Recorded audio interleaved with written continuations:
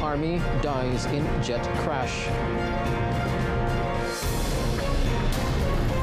Belgium joins South Africa against Israel's genocidal act.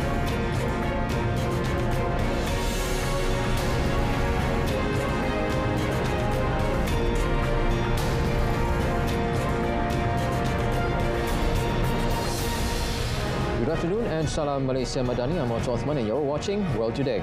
His Majesty Sultan Ibrahim, King of Malaysia, held a courtesy visit with His Highness Sheikh Mohammed bin Zayed Al Nahyan, President of the United Arab Emirates and ruler of Abu Dhabi, on Tuesday.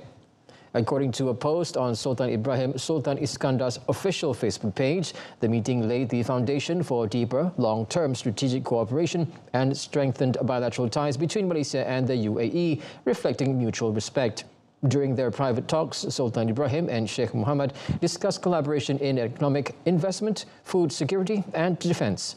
The nearly one-hour meeting took place at Qasr Al Bahr Palace in Abu Dhabi, marking the start of the King's special visit to the UAE, which was made at a personal invitation of the UAE President.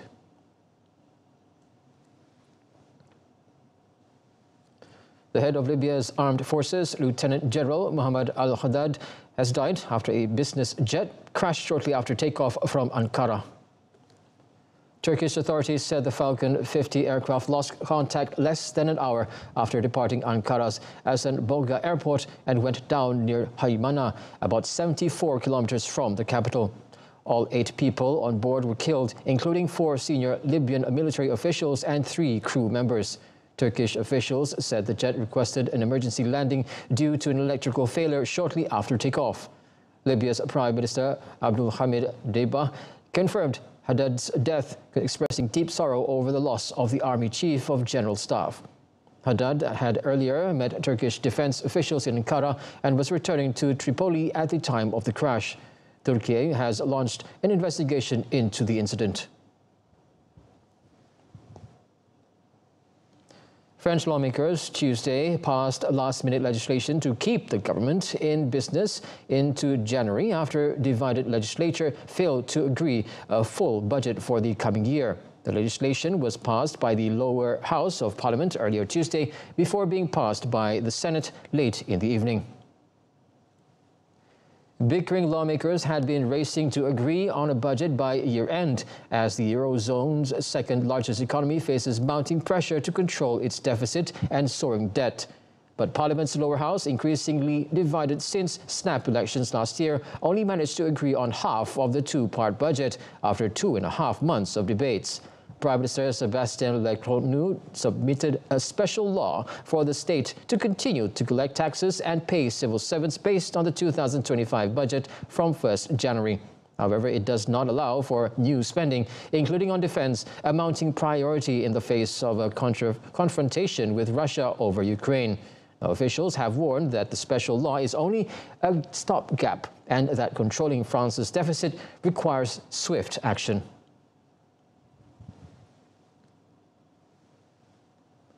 Russia and China have sharply criticized the United States at the UN Security Council, accusing Washington of intimidation and so-called cowboy behavior over Venezuela. The emergency meeting was requested by Venezuela with support from Moscow and Beijing amid growing tensions over U.S. military and economic pressure. Caracas accused Washington of carrying out what it called the greatest extortion in its history. The United States has deployed major naval forces in the Caribbean and intercepted oil tankers as part of a blockade on Venezuelan vessels it says are under sanctions. Нам всем пытаются навязать ущербную логику о том, что одного решения американских властей достаточно, чтобы превратить суверенное государство в криминальное предприятие. Любые силовые действия, в отношении которого теперь можно назвать правоохранительной операцией и защитой национальных интересов. Мы не видим никакого смысла копаться в абсурдности американских псевдоправовых уловок. Заявление президента США от 16 декабря не нуждается в дополнительной трактовке. Это прямое притязание на природные богатства и недра другого государства и открытое, если не сказать бравурное, оказание военно-политического и экономического давления с целью смены неугодного режима. Эта разворачивающаяся интервенция может стать шаблоном для будущих силовых действий против латиноамериканских государств в соответствии с так называемой поправкой Трампа. 美方的一系列言行导致地区局势持续紧张，引发地区国家和国际社会强烈担忧。联合国宪章确定了主权平等、不干涉内政、和平解决争端等国际关系基本准则，是国际法治的基石，对维护世界和平与安全至关重要。美方行径严重侵犯他国主权安全和合法权益，严重违反联合国宪章和国际法，威胁拉美和加勒比地区和平与安全。我们呼吁美方顺应国际社会正义呼声，立即停止有关行动，避免紧张局势进一步升级。我们敦促美方维护地区国家航行安全，以及依据国际法享有的自由权利，通过双多边法律框架开展正常的执法司法合作，取消非法单边制裁，多做有利于拉美和加勒比地区和平、稳定和发展的事儿。The U.S. ambassador defended the moves, saying Washington will do everything necessary to protect its borders and the region. President Donald Trump has accused Venezuela of using oil reserves to fund crime and terrorism. Venezuela says the U.S. is seeking to topple President Nicolas Maduro to gain control of the country's vast oil reserves.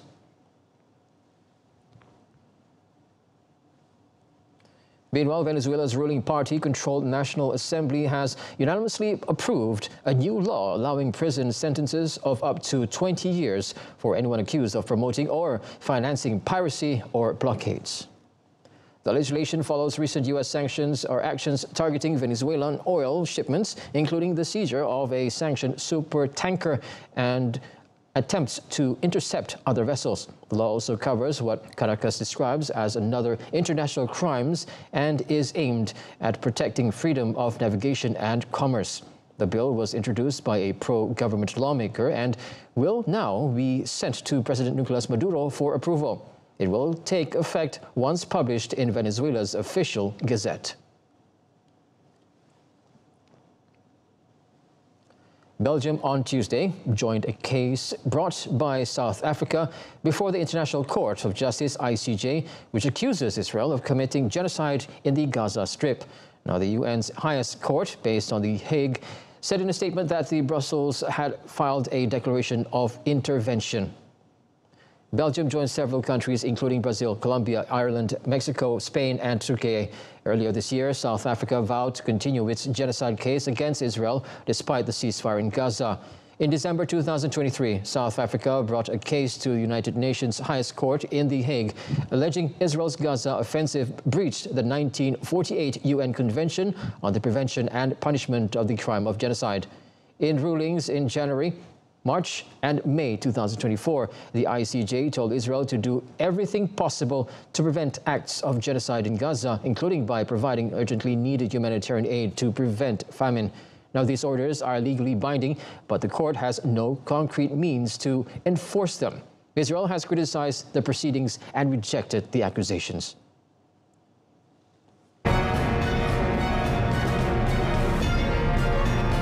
Up next, activist Greta arrested by London police, so stay tuned.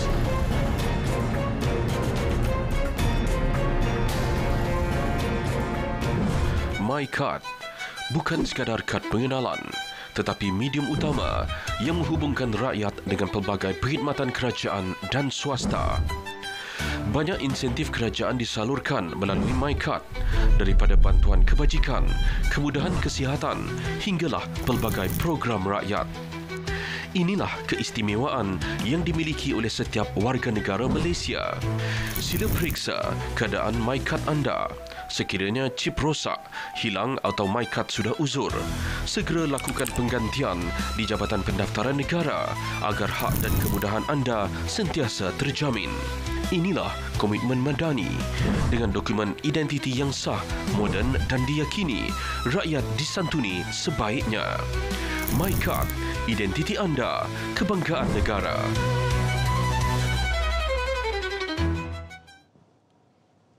Spanish authorities detained 2 Polish nationals in connection with the killing of 2 German citizens on Tuesday. A third German citizen was injured in the attack in the city of Elche, located in southeastern Spain. Now, the victims' bodies reportedly showed signs of physical violence, though authorities believe the incident does not appear to be a settling of scores. Local media reported the killings occurred on Monday and said the suspects barricaded themselves inside a house for over 18 hours. Special forces from the Guardia Civil Police Unit forcibly entered the house on Tuesday when negotiations for a voluntary surrender failed. Now, the police said the arrest went off without incident and no weapons or hostages were found. Investigators believe the 2 German victims died as a result of extreme violence, with no indications that firearms were used. The Polish suspects were believed to have been living in the property illegally, while the victims were reportedly friends of the owner. Now, the 2 suspects were expected to be brought before an investigating magistrate on Tuesday.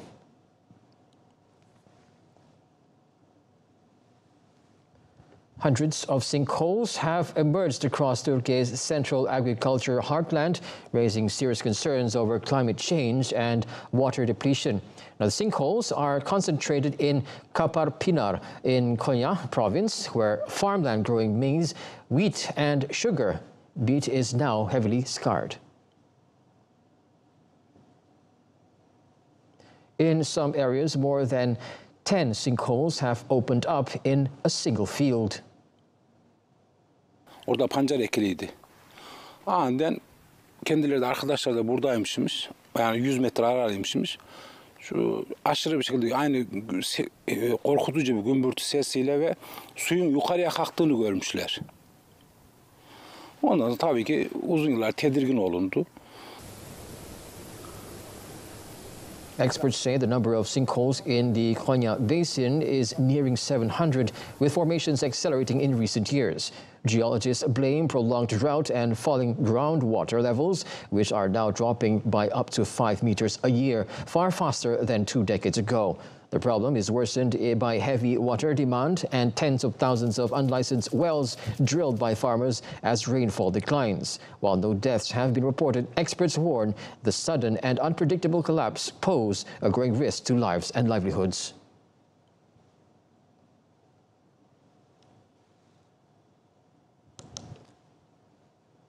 Birkaç yerde araştırma yapıldı. Öbür taraftaki malların orada kahanın içinde olacağını söyledi. Şu arada olacağını söyledi ama vaat saati belli değildi. Ama bir gün sonra, ama 20-30 sene sonra. Vaat saati belli değil. Ha, tedirgin miyiz? Tabii ki çok tedirginiz.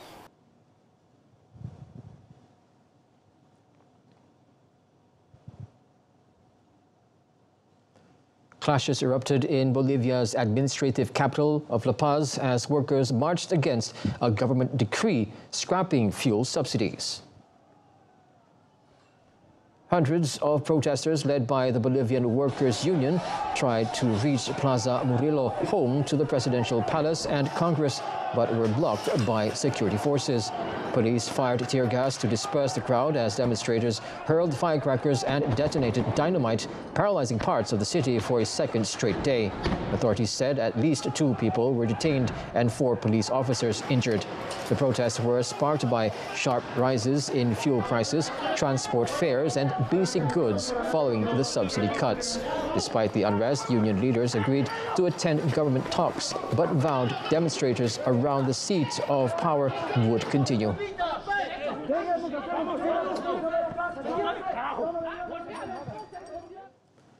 The 18 Colombian soldiers who were kidnapped while conducting an operation against the ALN guerrilla group have been released. The troops had been surrounded by nearly 200 people and forcibly transferred against their will at an indigenous reservation in Choco department in the country's northwest.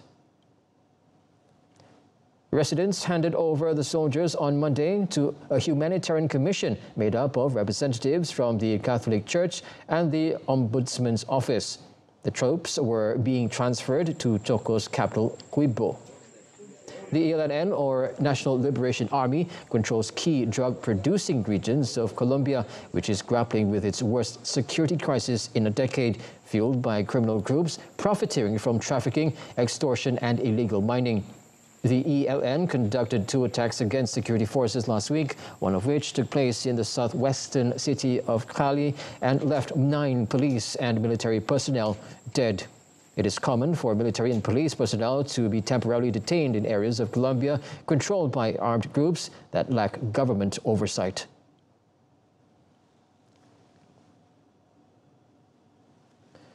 The U.S. Supreme Court on Tuesday refused to let Donald Trump send National Guard troops to the Chicago area. The justices denied the Justice Department's request to lift a judge's order that has blocked the deployment of hundreds of National Guard personnel in a legal challenge brought by Illinois state officials and local leaders. The National Guard serves as a state-based militia forces that answer to state governors except when called into federal service by the president.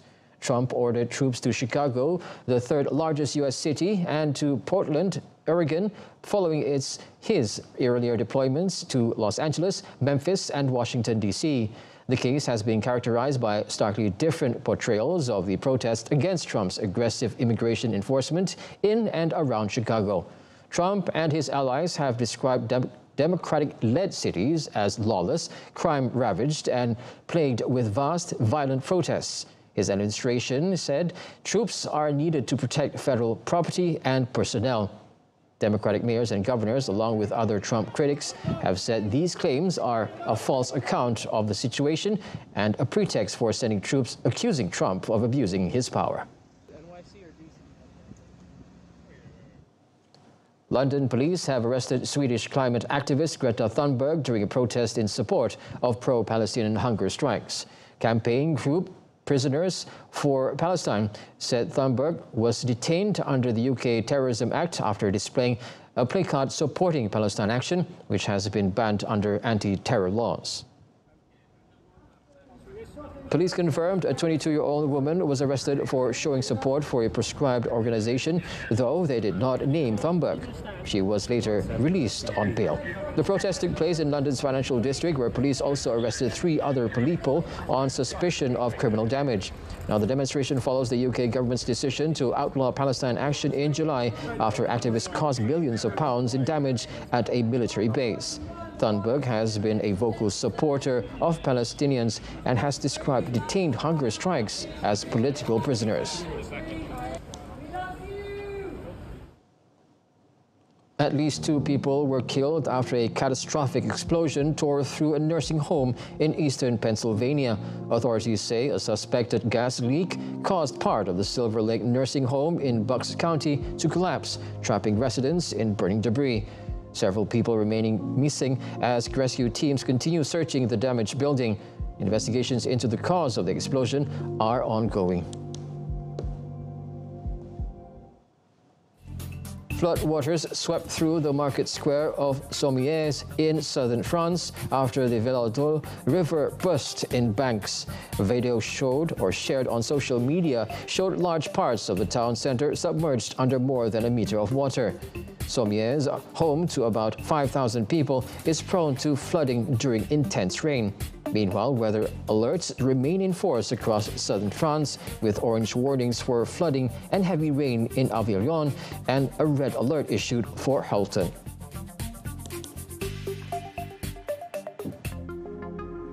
A new batch of Jeffrey Epstein's files released Tuesday contains numerous references to President Donald Trump, including records of flights he took on Epstein's private jet. The documents, part of the investigation into the financiers accused of sex trafficking underage girls, reveal previously unseen material about Trump's ties to Epstein, who died in jail in 2019, awaiting trial. The release has intensified scrutiny over Epstein's connections to wealthy and powerful figures and raised questions about potential cover-ups.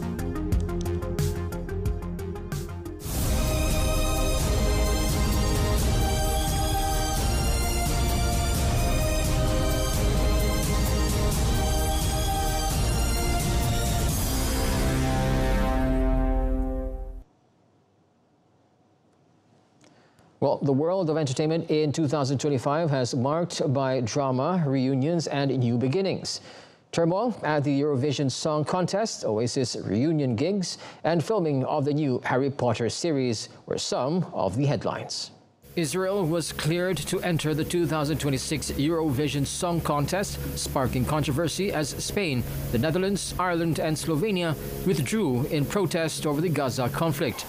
The European Broadcasting Union introduced new rules to discourage government interference, but the Raw remains one of the contest's biggest in history. In music, British rock band Oasis reunited for a global tour, delighting fans after 16 years of acrimony between the Gallagher brothers. The tour began in Cardiff, continued through Manchester and other cities, and wrapped in Sao Paulo despite ticketing controversies investigated by Britain's competition watchdog.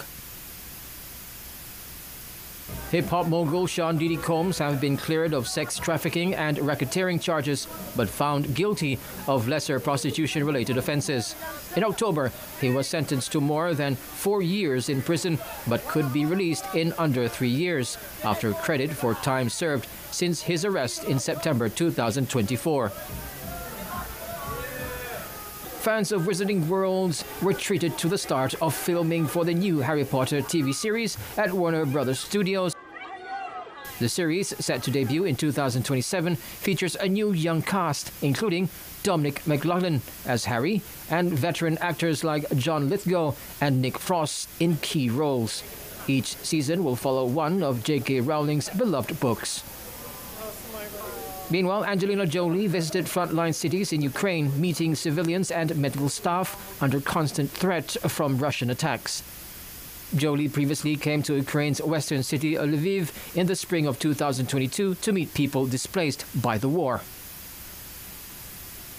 In rural and celebrity news, David Beckham was knighted by King Charles for his contributions to sport and charity. The 50-year-old former England soccer captain received the honour at the royal residence more than 20 years after he was awarded a separate royal honour recognising his contribution to football. 2025's entertainment year combined political controversy, fan excitement and bold new projects that will shape the industry in years to come.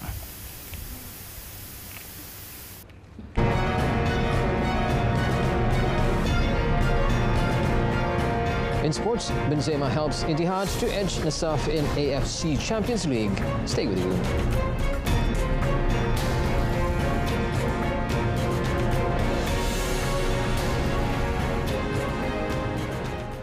Kicking off our sports segment, Karim Benzema netted the winner as Al Ittihad edged Uzbek side Nasaf 1-0 at home in their AFC Champions League Elite Group Phase match in Jeddah on Tuesday.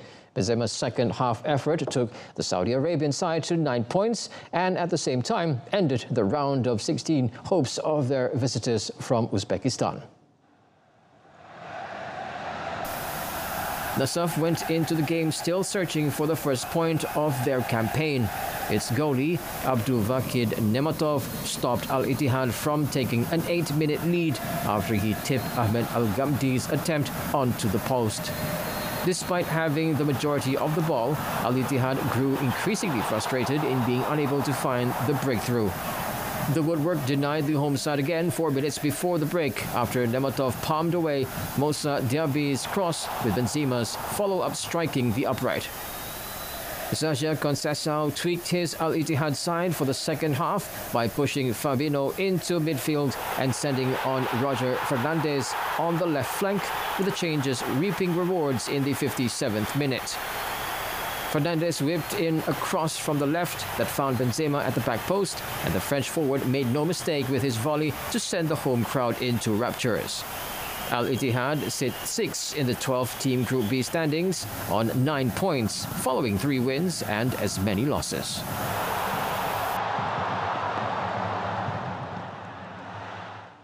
Real Madrid's Brazilian teenage forward Endrick has joined Olympic Lioness on loan until the end of the season after the 19-year-old struggled for game time at the La Liga side under Xavi Alonso. Hendrik joined Real on a 6-year deal from Palmeiras in July 2024 after turning 18. And he scored on his debut against Real Valladolid after coming off the bench with 4 minutes remaining. Most of his appearances under Carlo Ancelotti last season came from the bench. Hendrik scored 7 goals in 37 games, while in his campaign, the Brazilian has made 2 brief substitute appearances and 1 start in the Copa del Rey.